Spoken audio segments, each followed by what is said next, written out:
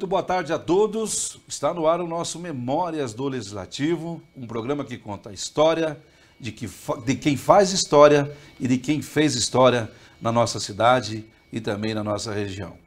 E o nosso convidado de hoje é uma pessoa que ele é de uma família de 6 irmãos, entre 4 mulheres e 2 homens.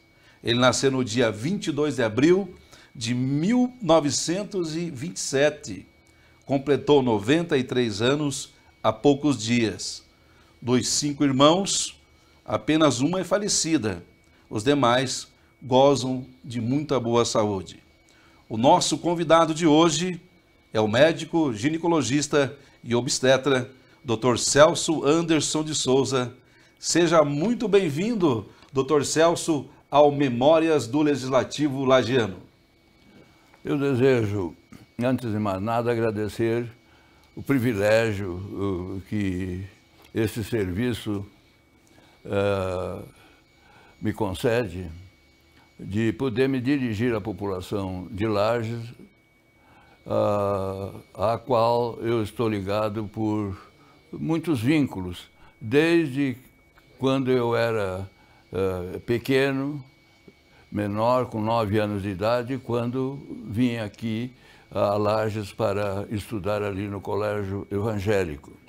Desde então a minha vida ficou ligada a Lages e naturalmente aos lagianos, de quem eu recebi muito e procurei dar em devolução, dadas as limitações próprias da gente, alguma coisa a essa população. E eu procurei fazê-lo através, seja da atividade pública, seja da atividade como médico, obstetra e clínico geral, procurando da melhor maneira possível dar uma resposta àquela expectativa que, se não era esperada pela população, no entanto, estava no meu coração. Doutor Celso, nós gostaríamos de saber da sua vida, né, um pouco da sua vida, da trajetória política, também na área de medicina, mas também, doutor, queremos falar um pouco da sua infância, né? Como é que foi a sua infância e também da sua composição familiar. Vamos falar um pouco lá dos 1927, 28 anos atrás. Doutor. Então, uma pequena retificação. Eu até fiquei em dúvida quando o nobre entrevistador me falou sobre 22 de abril, a data em que eu havia nascido. Na verdade, foi no dia 20. Eu vacilei um pouco, né? Porque a memória muitas vezes me falha agora nessa idade já avançada em que me encontro, né? Mas foi no dia 20 de abril. Nasci em Bom Retiro, né? Nosso vizinho aqui, por conseguinte, de Lages, 90 e poucos quilômetros aí.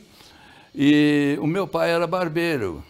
A minha mãe era de atividades domésticas e eu tive mais 5 irmãos, sendo 4 irmãs depois de mim e o meu irmão que fechou o número de filhos que o casal dos meus pais tiveram, né? Os primeiros tempos de estudo em Bom Retiro, eu tenho uma vaga ideia, estudei naturalmente numa escola pública, da professora Dona Sinhazinha, a esposa do seu André Turíbio de Almeida, tabelião ou escrivão lá em Bom Retiro. E também tive o privilégio de ter, quando criança, como professor, o professor Júlio Alex Max, que era um cidadão europeu vindo, se não me engano, do Azerbaijão, e que esteve aqui em Lages, inclusive constituiu família aqui, e depois parece-me que com o falecimento da esposa, ele foi lá para Bom Retiro, onde nos dava aula, e rudimentos, por exemplo, de italiano, de alemão, que eu ainda conservo hoje em dia, além de matemática e também, claro, de português. Eu devo muito àquilo que ele me passou, pelos seus conhecimentos profundos que tinha, né? Pois bem, até os 9 anos de idade eu fiquei lá em Bom Retiro. Quando eu estava para fazer o 3º ano do curso primário, um missionário evangélico da igreja presbiteriana, o reverendo Midkiff, que estava aqui em Lages, falou para os meus pais que eu teria oportunidade de estudar em Lages, no colégio evangélico. E os meus pais, então, me trouxeram numa viagem longa de 4 dias de viagem, de carro de mola, passando por atoleiros, no Morro do Cupim, no Morro da Bocaina, e, afinal de contas, chegamos aqui em Lages, no entardecer, e pela primeira vez eu tive a oportunidade de ver uma luz elétrica, um poste com a lâmpada ali na frente do colégio. Era próximo, mais ou menos às 6 horas da tarde, e a iluminação já se fazia presente. E eu ouvia falar lá em Bom Retiro sobre o rádio, e eu via fazendo conjecturas na nossa vinda, como era o rádio. Eu imaginava que a gente girava um botão e a gente ia ver aquela cidade. Então eu pensava em Berlim, em Moscou, e mais isso e aquilo outro, e assim foi, né? Eu tive uma infância muito interessante, muito boa, não é? Porque o ambiente familiar era muito gostoso, agradável, bem orientado, os nossos pais, embora humildes como eram, né? Pois bem, eu me lembro que depois de 9 anos eu vim aqui para Lages, completei o 3º ano, o 4º ano do primário, e fiz naquele tempo havia escola primária, o curso correspondente ao 5º ano, e fiz mais 1 ou 2 anos, e nesse tempo foi quando começou a guerra, em 1939. E por qualquer circunstância aqui, eu voltei então para casa, né? E lá, depois no ano seguinte eu fui a Florianópolis, estudei lá 1 ano, e depois eles criaram o curso complementar lá em Bom Retiro, eu completei o curso complementar, e depois disso, em 1943, eu vim aqui para Lages.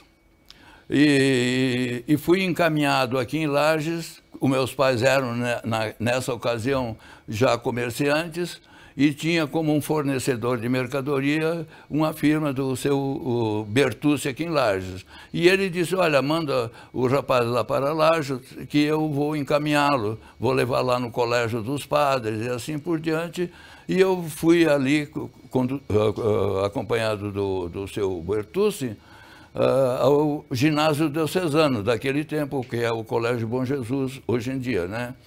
Pois bem, chegamos lá, eu não tinha feito o exame de admissão, tinha já passado a época, mas falando com o Frei Apolônio, que era o padre, que era o diretor, falando com o Frei Cristiano, que estava ali junto, depois de alguma conversa, eles disseram o seguinte, bom, embora tenha já passado o tempo do exame de admissão, já está um pouco tarde, mas nós vamos fazer um teste para ver se é possível nós colocá-lo já no 1º ano do ginásio, né?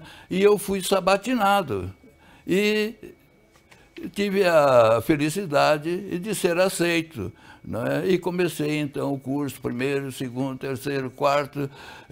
No 4º ano, para a surpresa maior, eu encontrei aquela que foi a minha companheira por quase 60 anos, entre namoro e casamento e tudo, no mínimo 55 anos, né? A Lucy. Pois bem, daí, isso é na fase de namoro. Bom, depois eu passei para o 1º do ginásio, do colégio, 2º, 3º, meus professores, Frei Eurico, Frei Sebastião da Silva Neiva, o Frei Apolônio e outros, o professor Walter Dax, né, que era irmão ali do colégio, e depois ele se casou. Pois bem, aqui nesse momento eu quero ter a oportunidade, o privilégio de prestar uma homenagem, porque eu me senti muito valorizado ali por eles e aprendi muito, e eles me ajudaram nessa ascensão paulatina que eu fui sendo submetido a ela, né? Até que terminamos o terceiro ano do colégio, com vários outros colegas, naturalmente, e eu, então, fui para Curitiba, sem ter feito esses cursinhos, assim, para vestibular, nem nada, né? E, para surpresa minha, eu fiz o vestibular e tirei o terceiro lugar lá no vestibular, né?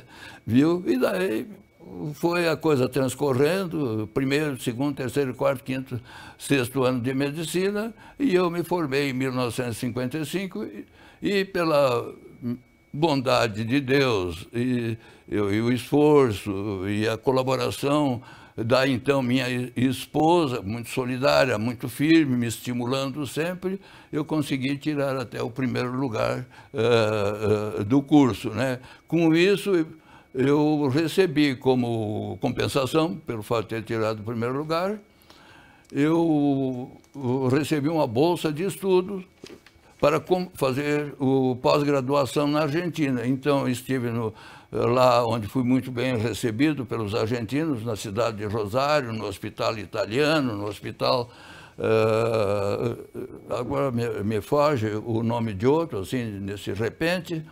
E lá me preparei para verdadeiramente poder vir para Lages em 57 e abrir o consultório, e desde então eu estou por aqui, com um interregno, como há poucos dias eu falei, de 5 anos, quando eu fui a Florianópolis para a superintendência do INPS aqui em Santa Catarina. É claro que no decorrer de todos esses anos, eu passei pela prefeitura, né, fui vereador, fui inicialmente na antiga UDN, fiquei de suplente de vereador, e posteriormente, depois de 64, lá por 67, se não me engano, quando já havia o MDB, eu fui eleito vereador, de modo que essa casa aqui não me é totalmente estranha, porque eu já vivi durante alguns anos aqui trabalhando, cumprindo as obrigações, os deveres que são próprios dos vereadores, né? Então, passei por essa fase política também, né? Passei pela fase de médico, onde eu estou igualmente, e a fase do INPS, lá em Florianópolis, burocrática, onde sempre eu procurei, da melhor maneira possível, me desempenhar de forma a corresponder à expectativa que tinha em relação ao meu trabalho. Na parte política, onde nós vamos chegar agora, doutor Celso, nós temos aqui um livro que é a Memória do Legislativo Lagiano, que é da Câmara de Vereadores do município de Lages, e eu pesquisando esse livro, ali consta, no ano da eleição do ano de 1900, na 6ª legislatura, o senhor foi eleito o vereador, né? O vereador mais votado naquela época. O senhor fez 2.503 votos. O senhor foi o primeiro colocado naquele ano na eleição para vereador aqui na cidade de Lages. Como é que foi esse momento aí, doutor Celso? O senhor, então, um médico já conhecido na cidade, e daí se candidata a vereador, e é o vereador mais votado naquela época. Para os padrões atuais é quase irrisório, né? Essa votação. Essa votação com muita facilidade se tira. Agora vamos ver que naquele tempo tinha 50 mil habitantes e hoje em dia nós temos 170, e para mim tem muito mais do que isso, né? Mas em todo caso as estatísticas dizem que nós temos 170 mil habitantes. Dá para ver então o que é que representava naquele tempo em termos percentuais 2.000 e poucos votos, não é mesmo? Foi assim, né? Naquela época, se fosse hoje, doutor Celso, o senhor estaria fazendo aqui uma média de torno de 8 mil votos como vereador, se fosse hoje a eleição. Ou mais, chegando a 8, 9 mil votos. Porque na época, os eleitores naquela época, doutor Celso, foram 28.660 eleitores. Os votantes foram 22.820 eleitores. Então, o senhor atingiu 10% do número de votantes daquela época como vereador. Pois é. Então, Isso não me... né? Era um número Isso não me expressivo. ensoberbeceu, sem dúvida alguma, né? Porque eu achei uma coisa muito natural, porque eu era médico que atendia a população de todo o município. E sempre o médico tem um vínculo mais estreito que o comum das pessoas com os concidadãos, não é? E eu atribuí isso não ao meu valor político. Na verdade, eu quero dizer o seguinte, eu nunca fui político. Eu fui envolvido pela política pelo fato de ser médico. Porque a minha origem lá em Bom Retiro, meus pais, nós éramos da UDN. E aqui eu continuei, naturalmente, sendo udenista também, né? E me tornei conhecido como médico, então era fácil de entender que eu poderia obter uma vaga, assim, para me candidatar a vereador e, naturalmente, além dos nossos correligionários que trabalhavam, tinha o fato de eu ser médico e atender a população de todo um imenso município, ou de uma imensa região, porque naquele tempo não havia hospital em Otacílio Costa, Correia Pinto, Campo Belo e assim por diante. Então, drenava todos os pacientes, seja na área da clínica geral, seja na área da cirurgia geral, seja na área da obstetrícia, drenava tudo aqui para Lages. Então não era assim uma coisa para mim, motivo para me ensoberbecer pelo fato de ter tido isso, essa votação assim. Eu a recebi com humildade, achando que era uma questão de bondade, de simpatia da população pela a minha existência, pelo meu trabalho. Depois, doutor Celso, o senhor parte para uma carreira para disputar a Prefeitura de Lages como candidato a vice-prefeito na chapa do Dirceu Carneiro. Isso. O senhor também do MDB, junto com o Dirceu Carneiro, também era do MDB. E naquela eleição, que foi no ano de 77, ali, o senhor disputou a eleição, vocês, no caso, disputaram o Dirceu Carneiro contra Francisco de Assis Kister, na época, né? Sim. E também tinha ali o Paulo Duarte na disputa, sim. o Evaldo Amaral, Sim. o Aderbal Antônio Andrade, seu Aderbal, e também o Aristiliano Melo de Moraes. Uma eleição complicada, muitas chapas, na verdade. Isso. O número de eleitores naquela época foram 75.966, tendo número de votantes 57.851 votos, pessoas que votaram. Vocês fizeram 27.848 votos. O segundo colocado, que foi o Paulo Duarte, fez 11.462. Então, mais do dobro dos votos. E essa eleição, como é que foi para prefeito aí, doutor Celso? Olha, nós ganhamos a eleição, talvez, em parte pela fadiga, porque era um sistema tradicional que vinha tradicionalmente dirigindo o município de Lages. Que era a família Ramos. Família Ramos, né? Então, aconteceu que, num primeiro momento, um outro oriundo desse esquema tradicional, que era o doutor Juarez Furtado, né, tendo como companheiro de chapa o Dirceu, ele já havia vencido a eleição, desbancado aqui em termos de administração municipal, as lideranças respeitáveis, tradicionais, né? Pois bem, então não foi assim tão difícil, né? Nós já tendo por antecipação um companheiro nosso que havia sido eleito, uma chapa nossa que havia sido consagrada, que nós, então, tendo o Dirceu, já conhecido como, então, vice-prefeito, na cabeça da chapa, e eu, por força de circunstâncias, não que eu quisesse, quase que fui constrangido a ser o candidato a vice. Por que constrangido? É porque, naquela ocasião, eu era presidente do MDB, não é? Eu era presidente do MDB. Então, houve quem fez a convocação, no que diz respeito à responsabilidade do presidente do partido, para a convenção, fui eu.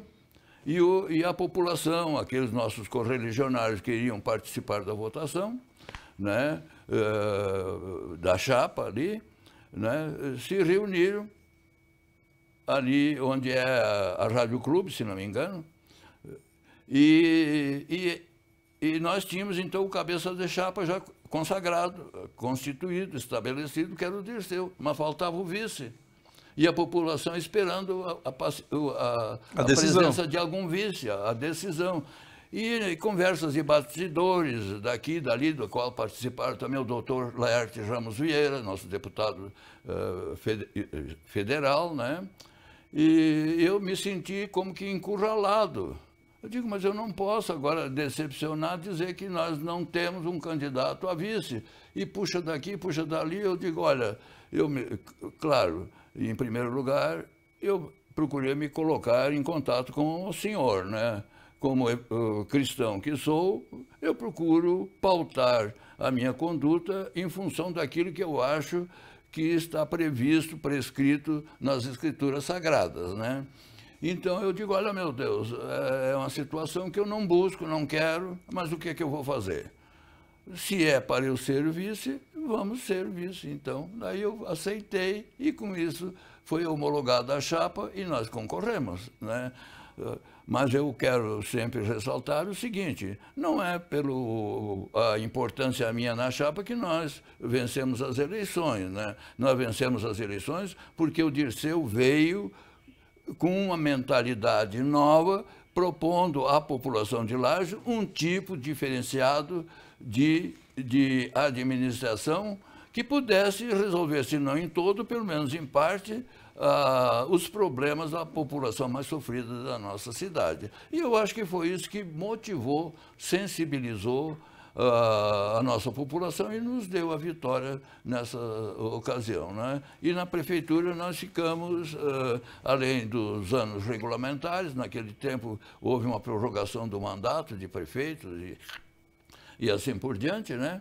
E nós ficamos um pouco de tempo a mais, além daquilo que estava previsto para nós.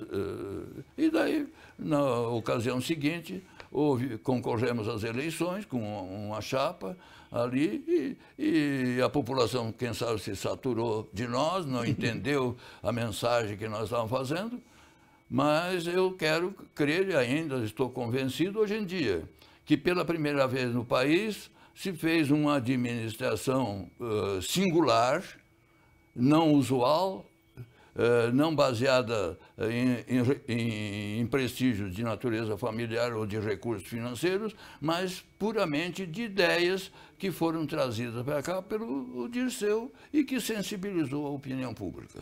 Doutor Celso, daí nesse caso o senhor era o vice-prefeito e o senhor acaba virando prefeito da cidade daí. Sim. A questão foi essa. Nós ficamos na prefeitura há alguns anos, eu de vice, eu era secretário da Saúde, e além de secretário da Saúde, sob a minha responsabilidade como executante, eu tinha mais, não só a parte de saúde, mas a parte da habitação popular e de a organização da comunidade, porque a nossa ideia sempre foi essa. Sensibilizar, motivar, despertar a consciência das pessoas mais fracas da comunidade para que elas, se estivessem organizadas, elas passariam a ter uma força de pressão maior, assim, sobre os governantes, né? Então, foi isso que aconteceu. Pois bem, lá pelas tantas, então, houve a eleição para deputado estadual, e o Dirceu teve que se desincompatibilizar. E eu fiquei por alguns meses, aí, 8 ou 10 meses, não sei quanto, não é? Mas à frente do Executivo Municipal. É por isso que me dizem, ex-prefeito de Lages. Não deixei de ser prefeito de Lages, mas eu fui eleito para vice. E como disse uma piada na televisão, né? Você já viu o nome de praça ou de rua com o nome de vice-prefeito? Não, né? Pior que é verdade, doutor. Então eu quero ficar assim como um vice-prefeito que, por força de circunstâncias, assumiu o cargo. Mas a delegação que a população nos conferiu foi essa, ser vice, colocado de plantão ali para que, na ausência eventual do prefeito, eu pudesse, então, não ficasse acéfalo à prefeitura. Então, eu exatamente preenchi aquele lugar deixado pelo Dirceu. Foi tão somente essa a minha missão. Feito isso, encerrado, fui para casa e continuei as minhas atividades normais, né? Mas, doutor Celso, o senhor falou sobre o prefeito, nos quadros de prefeito da prefeitura, quem vai na prefeitura de Lages, tem lá os quadros do ex-prefeito, e o nome do doutor Celso está lá como um ex-prefeito de Lages. Eu quero pedir para a nossa produção aí, colocar imagens aí agora para o pessoal aí que está nos acompanhando no Memória do Legislativo, daquela época, do doutor Celso, então, o prefeito. Aí foi o dia da posse, doutor Celso, essa foto aí? Essa aí foi? Exatamente. Só um pouquinho, volta aí, meu amigo querido. Na volta, isso. Essa foto aí é a posse. Nós estamos descendo a rua 15 de novembro, daquele tempo, agora Nereu Ramos, na parte mais baixa, ali antes do terminal, o Dirceu, a esposa, a minha esposa e eu, e naturalmente os companheiros nossos ali, foi depois eu acho que foi depois da posse, porque houve a eleição, houve a diplomação, não é? Mas eu quero crer que foi exatamente no dia da posse. Até o Luiz Marinho aparece ali, o vereador Luiz Marinho lá no canto. Estava junto ali. Foi secretário de vocês na época também, né? Foi, o vereador Luiz Marinho, hoje que está na Câmara de Vereadores, também participou. Coloque mais imagens aí, doutor Celso, aí a época da Câmara. Essa aqui foi o seguinte, essa eu me lembro bem, é o seguinte, foi no meu tempo na prefeitura, que nós fizemos uma ponte ali na divisa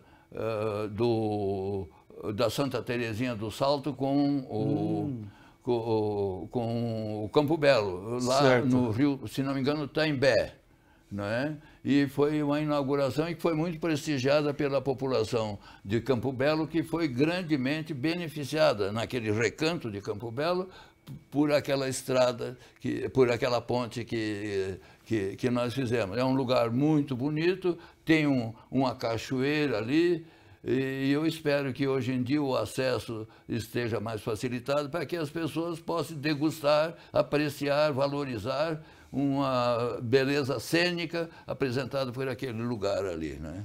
Tem mais imagens aqui, doutor Celso. Aí o doutor Celso também ali junto com o Luiz Marinho. O Luiz Marinho era seu secretário naquela época? Era o secretário do Meio Ambiente. Do Meio Ambiente, Graças ao Marinho, o seu esforço, o seu zelo, o seu compromisso com a nossa população, com a cidade, nós iniciamos o plantio em grande escala de árvores aí na cidade. Lamentavelmente, uma boa parte da população não entendia o sentido da importância da árvore e ele plantava e destruiu, mas ele persistentemente ia lá, replantava outra vez.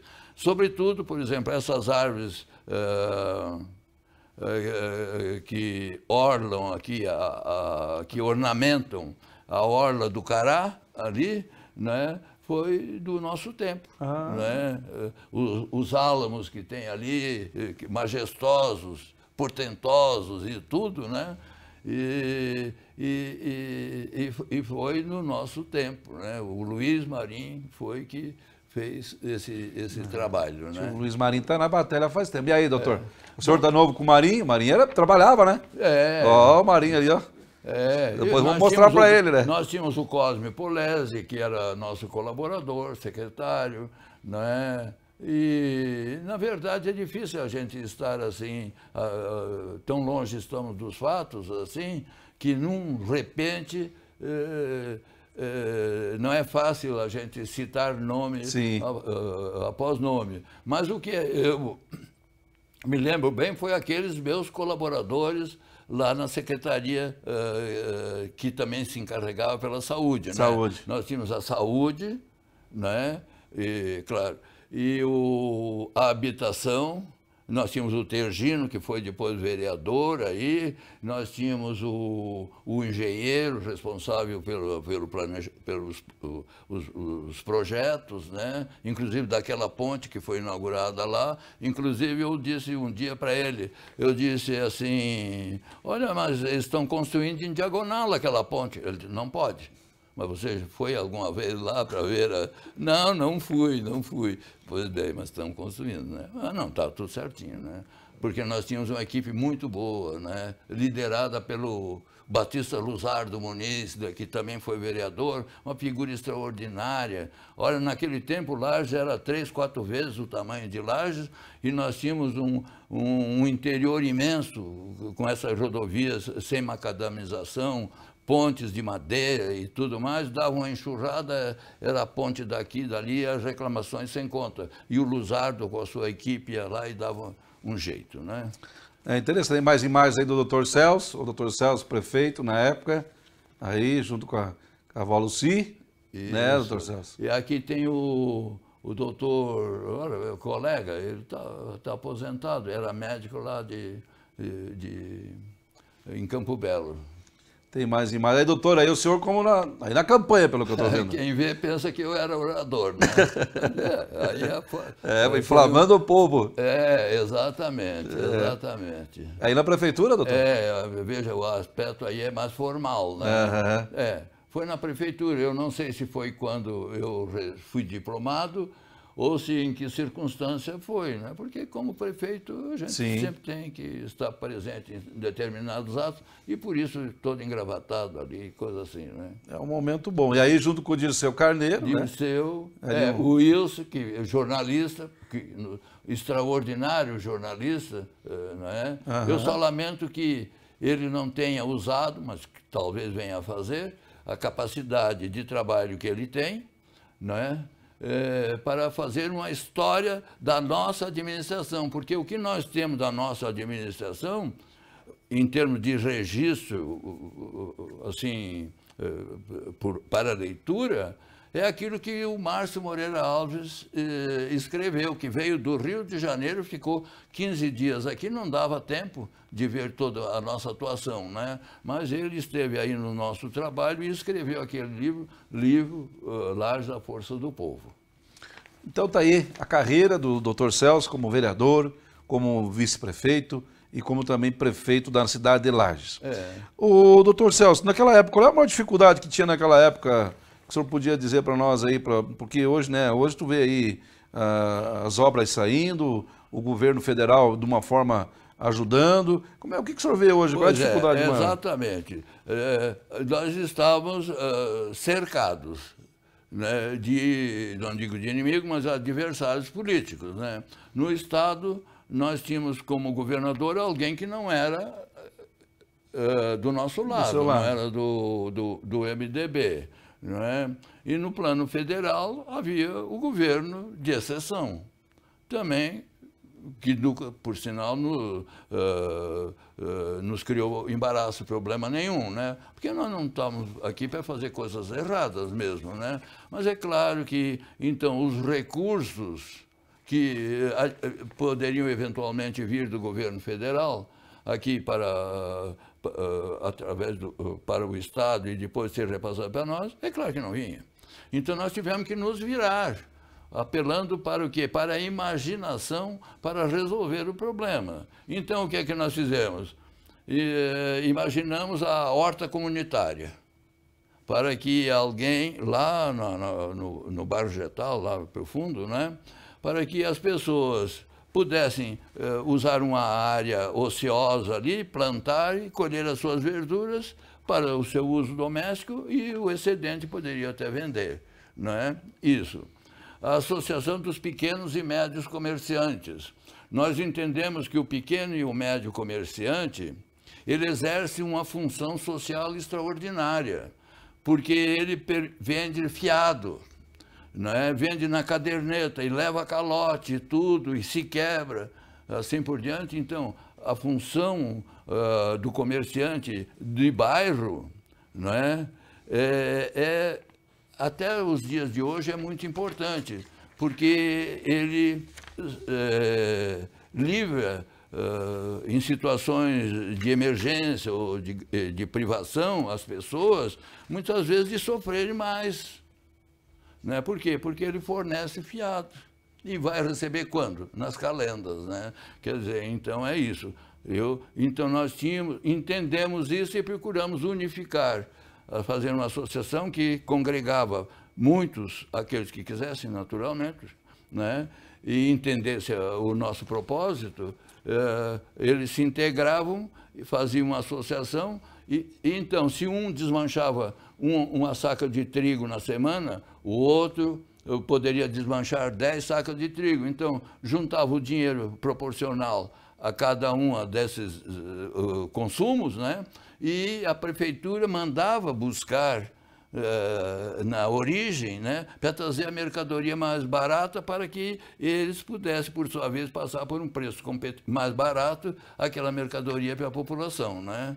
Entendeu? Sim. Quer dizer, tudo que nós fizemos tinha uma filosofia por trás, né? Não era feito coisas assim ao arrepio, assim, por diletantismo, nem nada, não. Tudo tinha o quê? Uma ideia fixa, centrada, orientada, no sentido de beneficiar a população mais necessitada. E assim foi. E com isso nós também começamos a criar cabra. Como é que começou a história da criação de cabra? Num diálogo entre o Dirceu e eu, não é? Foi assim. Naquele tempo vinha muito da Europa, que eu acho que era sobra lá dos estoques dos estoques estratégicos dos governos, o leite em pó. Uhum. Vinha para cá e nós distribuímos, mas lá pelas tantas houve um corte no fornecimento desse leite em pó. Daí eu fui lá para o Dirceu e disse assim, olha, Dirceu, agora nós não temos mais leite para distribuir à população. Mas já existe uma alternativa. Se nós pudéssemos pôr em cada família dessas que recebe uma cabrita dando leite, ela forneceria o leite e ela ajudaria ainda a limpar o pasto ao derredor. Porque a prefeitura não podia ter muita gente para capinar tudo quanto era rua. Encher a cidade de cabrita. Né? Quer dizer, juntamos o útil ao agradável. O Dirceu nem contou tempo. Chamou não sei quem lá e disse, olha, você vai lá em Minas Gerais, onde eu sei que existe alguém que tenha raças nobres, leiteiras de caprinos, né? E vai lá e foi. E alguém foi, trouxe e começamos. Lamentavelmente, depois nós perdemos as eleições e acabou o projeto. Foi embora. Aí foi a criação de rã. Quem começou a criação de peixe aqui na região fomos nós também, não é? Fomos nós, inclusive, ali embaixo do Morro do Painel, aqui que vai para o Painel, ali nós desapropriamos um terreno ali, nós desapropriamos um terreno para que ali se instalasse um criatório de peixe, né? Com toda a tecnologia, né? É muita história para contar, doutor Céu. Nós tínhamos que ficar aqui umas 5 horas para contar, mas queremos dizer que nosso tempo também é curto. Tá. Eu queria que o senhor falasse um pouco também da sua vivência como médico, doutor, e contasse para nós aqui uma experiência que o senhor viveu aqui e também contasse para nós quantas consultas o senhor já fez aqui. O senhor tem uma ideia de quantas pessoas o senhor já atendeu, doutor? O senhor tem mais ou menos uma ideia? É claro, o número de consultas é uma coisa muito difícil a gente dizer, né?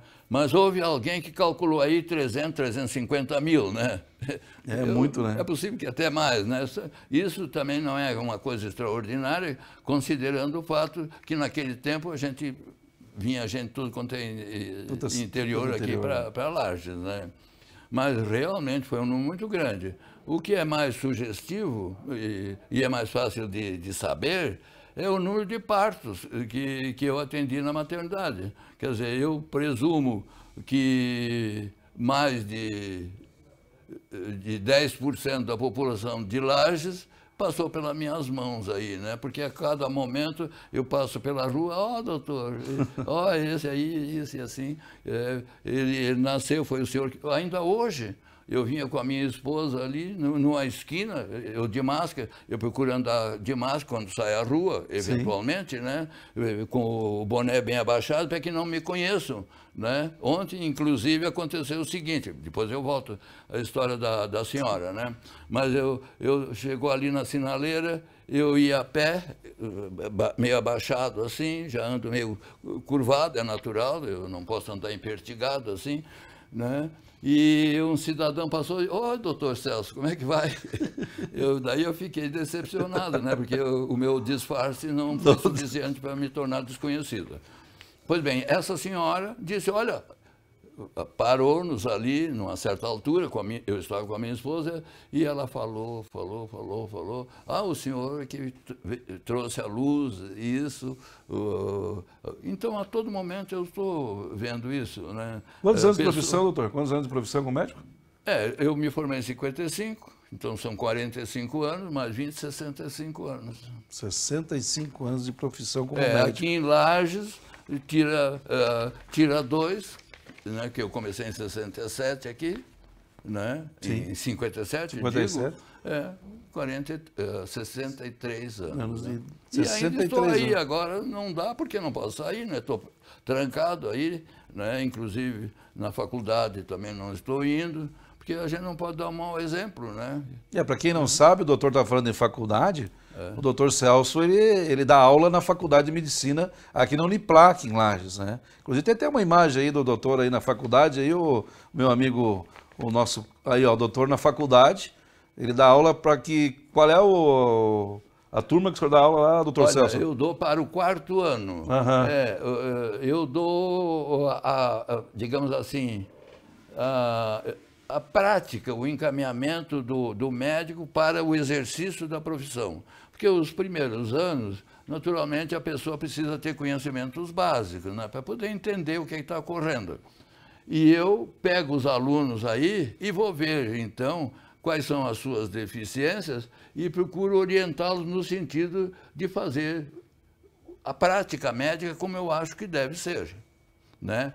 Que o doente deve ser examinado dos pés à cabeça, que o doente não deve passar por baterias sem sentido de exames, assim, porque encarece enormemente a assistência médica, né? Que tem um máximo de respeito à pessoa, porque a pessoa que vem consultar é um ser humano que está ansioso, angustiado, por não saber por que motivo ele está sentindo isso, daquilo. Então, nós temos que pesquisar com muita responsabilidade, com insistência, né, sem desfalecer. E é isso que eu estou procurando passar para os alunos já há mais de 10 anos na faculdade, né? Então, o doutor Celso, além de atender como médico, ainda é professor de medicina na Uniplac aqui em Lages. Doutor, como é que o senhor vê hoje, como professor, os novos médicos que estão surgindo aí, a formação de novos médicos? Olha, eu posso dizer que a filosofia da nossa instituição, da Uniplac, é no sentido de capacitar o estudante, o acadêmico, para que, após o curso, ele tenha condições de exercer a profissão. Quer dizer, então nós damos uma visão generalista, né, geral da medicina, e que o doente, o médico veja o paciente na sua integralidade e não por peça, por olho, ouvido, braço, perna, coração, pulmão, coisa assim. O médico tem que ter, antes de mais nada, uma visão geral do organismo, e da pessoa humana, tanto no aspecto físico, anatômico, mas também naquilo que não se vê, não se toca, que é o psiquismo da pessoa. Então, temos também a ideia o seguinte, que, de acordo com a Organização Mundial da Saúde, sobre quem pesa algumas dúvidas atualmente, há certos questionamentos, né? Mas ela definiu o seguinte, é um estado de bem-estar físico, psíquico e biopsicossocial, né? Doutor, o senhor tem uma história interessante, que o senhor é um médico, o senhor é ginecologista obstetra. Mas tem uma história aí que aconteceu, que o senhor teve que fazer, e parece que o senhor ressuscitou uma pessoa. Como é que é essa história aí? Tem uma história sua aí que é contada aí. Não, de fato, aconteceu esse fato. Nos tempos do pioneirismo, né? Hoje em dia, aquilo não se pode mais fazer por uma certa circunstância, hoje em dia. É que tinha um cidadão muito conhecido aqui na cidade, que sentiu uma dor, e eu ia entrando no hospital, porque tinha que fazer uma cirurgia no outro paciente, e eu fiquei na dúvida quanto à razão da queixa desse paciente. Então, o que é que aconteceu? Eu digo, olha, você se interna, que depois que eu terminar a operação, eu vou ver direitinho o que está acontecendo com você. Eu estava operando, terminando já a operação, quem me ajudava era um outro colega, de saudosa memória, por sinal, e me disseram, olha, o paciente, cujo nome eu não vou declinar agora, por razões óbvias, né? O paciente morreu. Bom, morreu. O que é que nós vamos fazer, né? Daí, mas seja como for, né? Eu digo, não.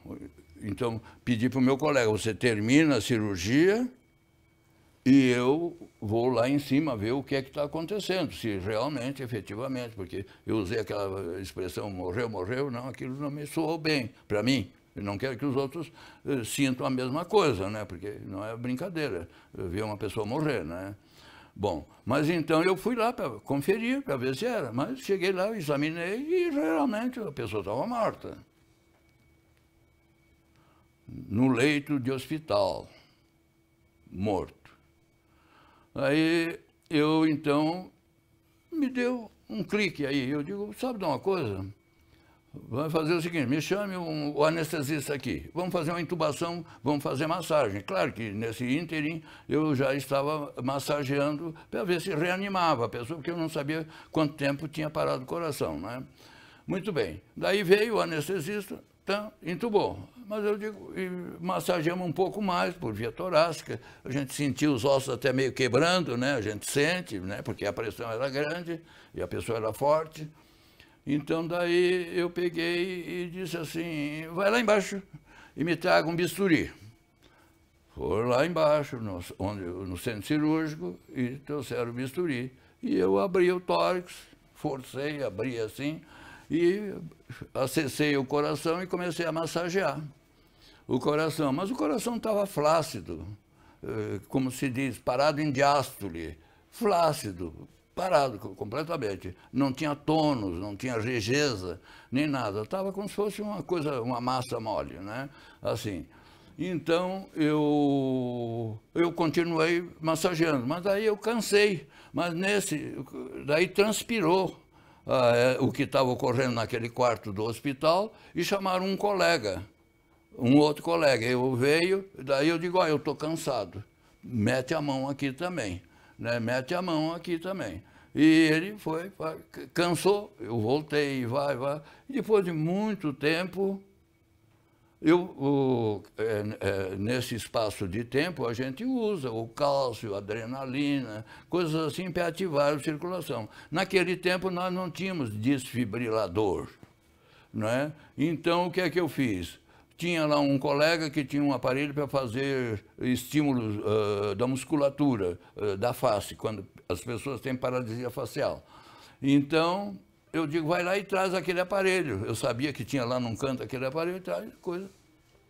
Não adiantou nada. E nós massageando. Muito bem. E ocorreu muitas coisas aí que não vem ao caso, assim.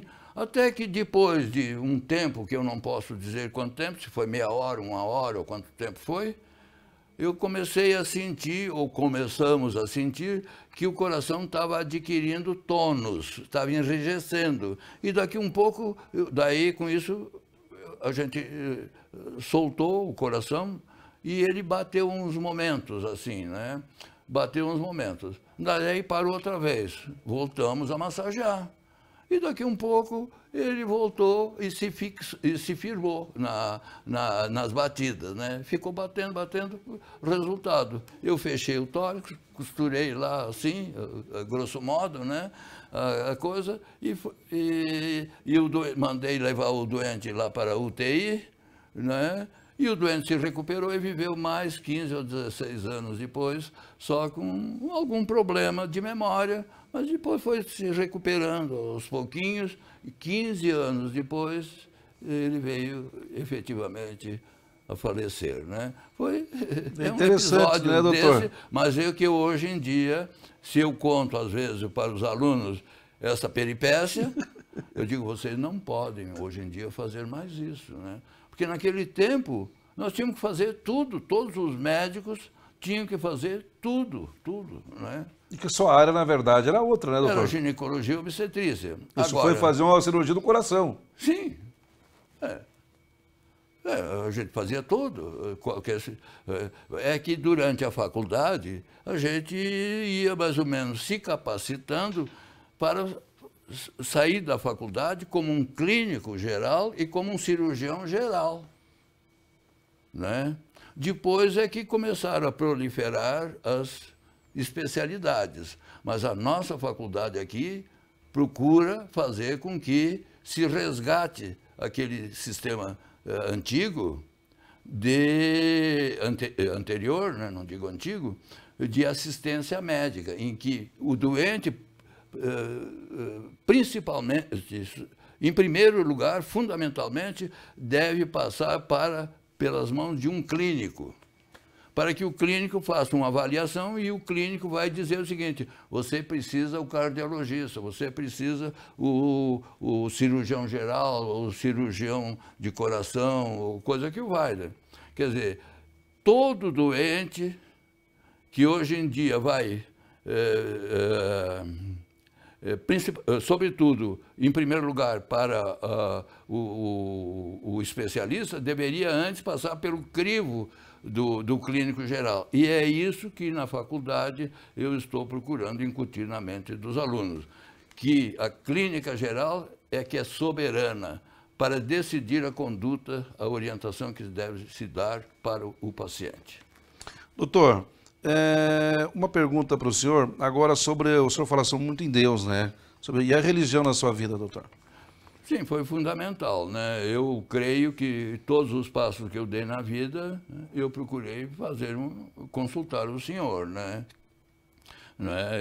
Assim, por exemplo, quando eu fui para Florianópolis, foi uma coisa muito extraordinária. Eu recebi um convite para ir para Florianópolis, lá para a superintendência do INPS, né? Pois bem, então, eu nunca esperei que tal ocorresse, mas veio o convite. Então eu digo, olha meu Deus, olha, tá esse problema. Porque eu sempre fui levado pelo sentido de missão. Missão. Inclusive eu sou médico, não foi porque eu, assim, escolhi. Porque, na verdade, quando eu era mais moço, as pessoas que me ouviam, ou qualquer coisa com as quais eu tinha contato, achavam que eu deveria ser advogado. Não é? Mas ocorreu um fato muito importante que eu já contei para uma publicação aí, o que ocorreu verdadeiramente.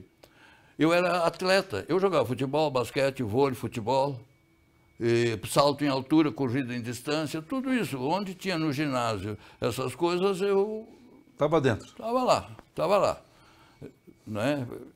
Então, nós tínhamos que fazer um exame anualmente, o exame biométrico, chamado, né? E um colega médico, por sinal eu tratei dele depois, até ele morrer, né? E esse colega, ele não me conhecia, eu era um estudante como os outros, assim, né? E ele achou que eu tinha qualquer coisa de coração, parece, né? Porque ele me tirou da educação física e do esporte. E aquilo para mim foi um drama terrível, né? Mas o que é que eu fiz? Aquilo me chocou enormemente porque me privou daquilo que eu tanto gostava, que é a prática do esporte, né? Pois bem, daí eu fiquei pensando, eu digo, mas barbaridade, e agora? Como é que vai ser? Né? Digo, sabe de uma coisa, eu acho que eu vou estudar a medicina para saber o que está acontecendo comigo e eu próprio corrigi o meu problema. Né? E foi isso que, com a graça de Deus, eu cheguei até esse ponto como médico, né? Daí, como eu já contei, terminei o colégio, alguns dias depois fui lá, fiz o vestibular, passei, me formei, fiz uma especialização, uma pós-graduação. Achei que poderia estar capacitado e vim aqui trabalhar, né? E estamos trabalhando até hoje, né? Até hoje, com 93 anos de idade, é o doutor Celso Andes de Souza, médico na nossa cidade de Lages. Doutor, qual é o segredo dessa vitalidade, longevidade que o senhor tem nos seus 93 anos? O senhor nunca fumou? Bebeu? Não, eu acho o seguinte, primeiro, a genética, né? O meu avô viveu até uma bastante idade, a minha avó, o vô, a vozinha, foram até uma bastante idade. O meu pai estava encaminhado, assim, mas ele sofreu um acidente e faleceu, o meu querido pai, com 56 anos de idade, o que foi uma coisa séria. Eu já era médico aqui em Lages, quando ele faleceu lá em Bom Retiro, sofreu um acidente lá, né? E, pois bem, deixa eu ver, agora a coisa embaralhou um pouco, os olhos embaralham e a mente também embaralha, né? Mas foi assim. E eu não sei se eu tenho condições agora de continuar. Qual era a sua pergunta mesmo? É sobre a sua longevidade e também sobre a... Ah, sim, sobre... Então eu entendi que, pela vontade de Deus, eu estava, assim, sendo encaminhado, né? Tanto para a medicina. Depois, Florianópolis, eu nunca imaginei que eu teria condições de ir, porque eu não sabia nada daquela burocracia do INPS, nem nada de como é que eu vou fazer para lá. Mas as coisas de tal maneira, e eu pedi a Deus, pedi à igreja, inclusive, que orasse, para ver se era assim. E lá pelas tantas diz, olha, você tem que comparecer. Sabe o que é que eu fiz? Eu tinha um consultório com bastante clientes e tudo, eu fechei a porta do consultório e no outro dia eu fui para Florianópolis para tomar posse, viu? Ganhando, essa que é a verdade, a terça ou quarta parte daquilo que eu ganhava aqui. Mas fiz, sim, agora veio a história, fiz porque achei que era uma missão que Deus estava me colocando às mãos. E eu espero que realmente seja. E procurei visitar, no meu trabalho lá no INPS, eu me dediquei exclusivamente, eu fui para lá para trabalhar como missão. E por isso eu não me desprendi lá do INPS durante 4 anos. Depois é que eu comecei a pegar mais um serviço. Mas durante 4 anos... eu fiquei lá trabalhando só por ele e visitei todo o estado. E eu admito que eu tenha sido o único superintendente que fez uma visita e levou uma mensagem, fez uma fiscalização em todas as agências da Previdência Social do estado. Interessante, hein, doutor? Com sentido de missão. De missão, de porque trabalho. Você me perguntou sobre como Deus estava na minha vida. Então, é o meu condutor. E até hoje... assim, né? Eu me sinto nas mãos de Deus para que Ele me conduza até o dia que Ele achar por bem que está na hora de me recolher. Mas vai mais uns 80 anos ainda, doutor. Tem uma foto aqui de um quadro, doutor, que foi feito para o senhor. Esse quadro, doutor, o que representa esse quadro? Que ali aparece o senhor ali, né? O médico sim, visitando. sou eu mesmo. Ali sou eu mesmo. Ali o senhor de azul é o doutor Celso atendendo aí um paciente, né? Quem é que fez esse quadro para o senhor lembra, doutor? Eu me lembro.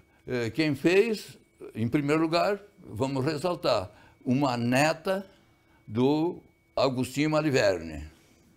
O nome dela, certamente ela não vai ficar constrangida, porque é uma senhora muito assim, retraída e tudo mais, talvez nem gostasse de me manifestar, mas é uma obrigação, né, minha, não tem como, né? E é como uma homenagem à composição que ela fez aí, maravilhosa, né? Pelo seu significado e também pela parte estética, né? A Maria Augusta, a Maliverne Eschel, né? A esposa do Dr. Walter Eschel, né? Pois bem, então está aí. E isso é o espírito da medicina, para mim. Quer dizer, o médico junto ao doente, olhando observando, ouvindo, não é? Com a assistência de pessoas extraordinárias que nos assessoram, sem as quais nós não poderíamos exercer de forma satisfatória a medicina. Então, vem aqui a minha homenagem a todas as enfermeiras que passaram pela minha vida, que colaboraram comigo e que tiveram manifestações de extraordinário apreço um sem número de vezes quando tiveram a oportunidade de se referir à minha pessoa. Mas elas sabem perfeitamente que eu as tinha sempre no coração, né? E reconhecendo o valor extraordinário das enfermeiras. E, sobretudo, agora ali, pairando acima de tudo, a figura de Cristo, né? Que é o Filho de Deus, olhando por aquele paciente, assessorando o médico, procurando encaminhá-lo, né? E o médico olhando para o doente enquanto o senhor o inspira para ver se chega à conclusão sobre o problema daquela paciente. Muito interessante essa imagem, viu, doutor Celso? Muito interessante mesmo. Doutor, o senhor é adepto à tecnologia? O senhor usa o celular, o WhatsApp, Facebook? Como é que é o senhor aí? Não, eu gosto muito, só que não sei lidar, né? Qualquer pânico que dá no celular, na mente. No celular eu não sei arrumar. Eu uso o celular para receber telefonema, pouco telefonema eu dou, não sei em resposta, e alguma outra coisa. Computador ali, como é que fica ali? Fica na internet, computador, sempre? Sim, computador sim, porque eu estou sempre consultando. Todo médico, quem quiser entrar na medicina sabe que não sai da escola nunca, né? Sim. Tem que estar toda a vida estudando, né? Porque sempre tem coisa nova, a gente não pode ficar defasado por uma série de razões, em benefício do próprio doente. Mas me falou sobre tecnologia. Na área médica, eu vejo com satisfação, mas com determinadas restrições. Porque o que está ocorrendo hoje em dia, no meu entender, é uma coisa um tanto abusiva no uso dos recursos complementares para coisa. O que é fundamental é aquilo que está ali. O médico ouvir, ver o doente. E isso é clínica. Clínico é leito.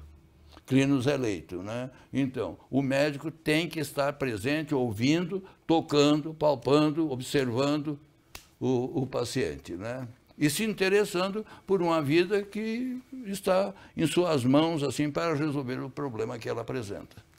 Doutor Celso, para finalizar o nosso programa aqui, o que representa a família para o senhor nos dias de hoje, né? O senhor que tem uma família aí, o senhor, para quem não sabe, o doutor Celso também tem um filho que é médico, que é o doutor Heron. O doutor Heron é filho do doutor Celso, que também é médico, seguiu a carreira também do pai, também é ginecologista.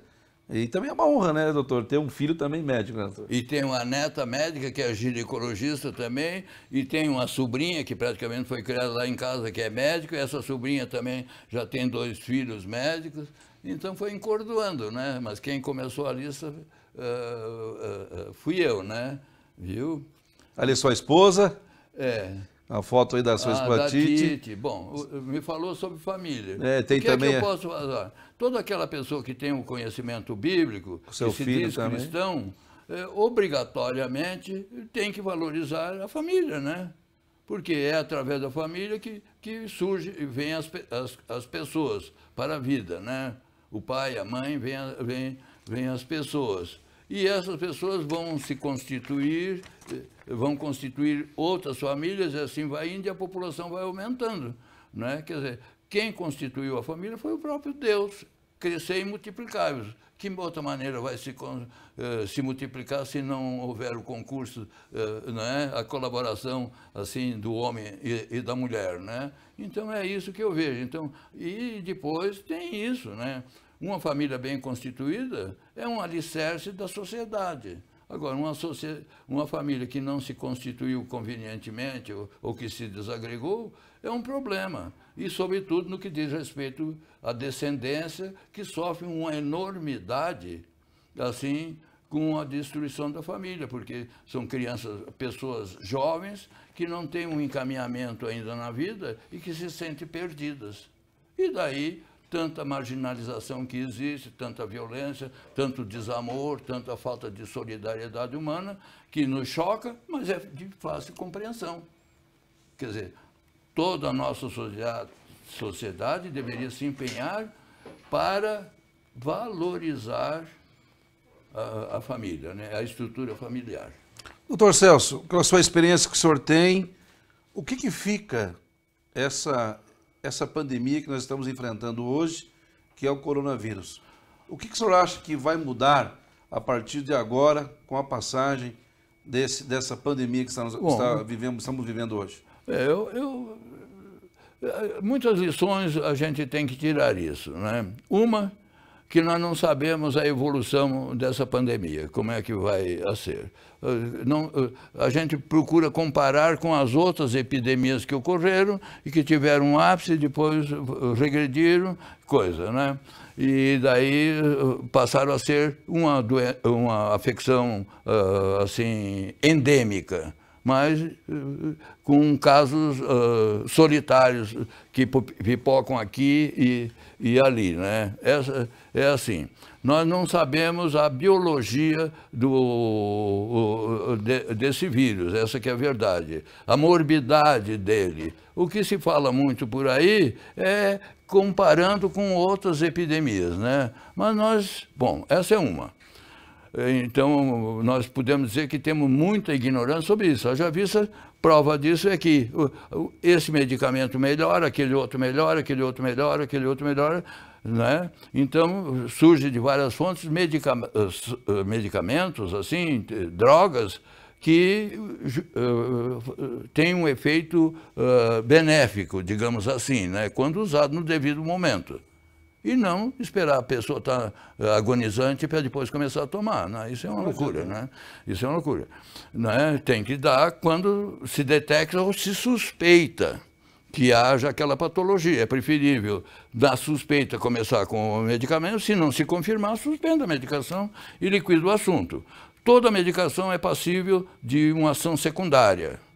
Nós não podemos dar, inclusive, por exemplo, uma aspirina que durante muitos e muitos anos, eu fui até pediatra também, não de formação, mas por necessidade, eu dava aspirina para todo mundo, né? Mas hoje em dia, há algum tempo atrás, eu sou incapaz de dar uma aspirina para alguém. Por quê? Porque pode estar ali aquela pessoa sujeita a apresentar uma doença de caráter gravíssimo por tomar um comprimido de aspirina, né?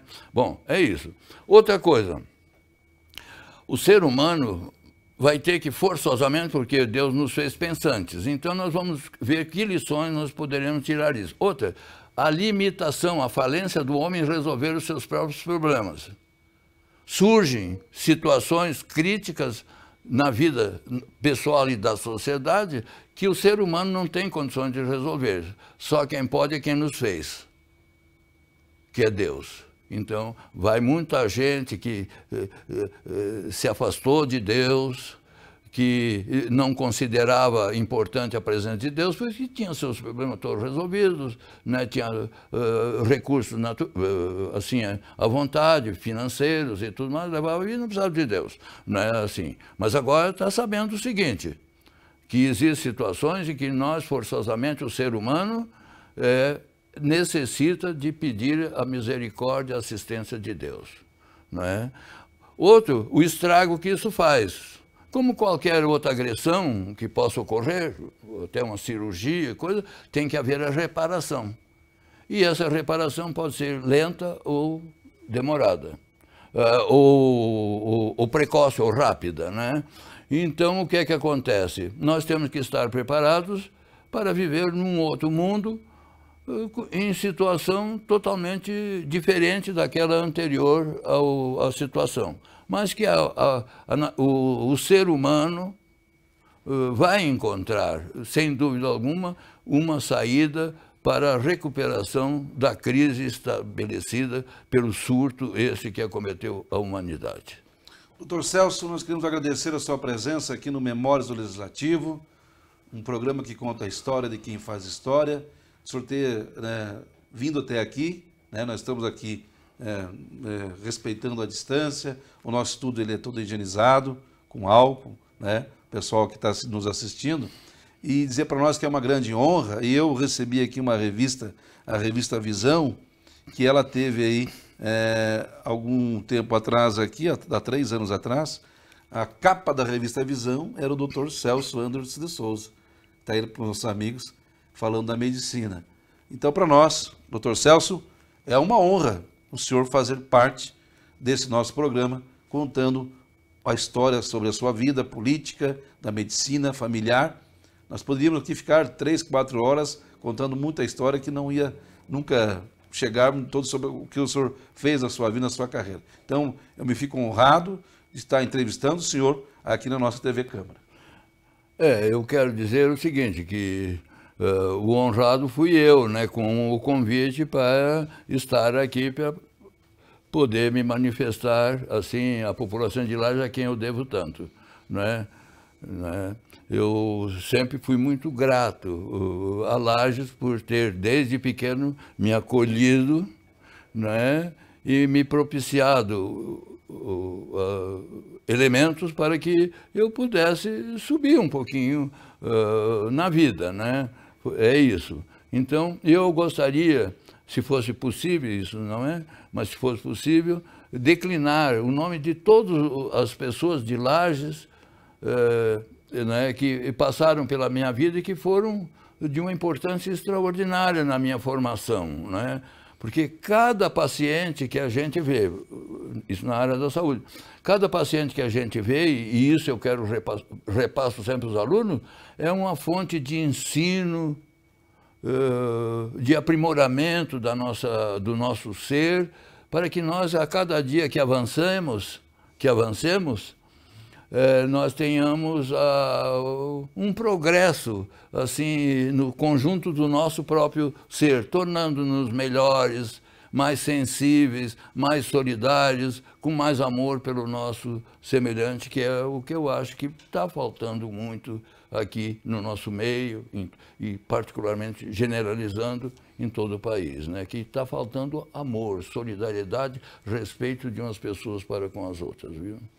Obrigado, doutor Celso. E o Memórias do Legislativo volta semana que vem, sexta-feira, contando a história de quem faz história na nossa cidade e na nossa região. Tenham todos um ótimo final de semana e nós voltamos semana que vem. Feito.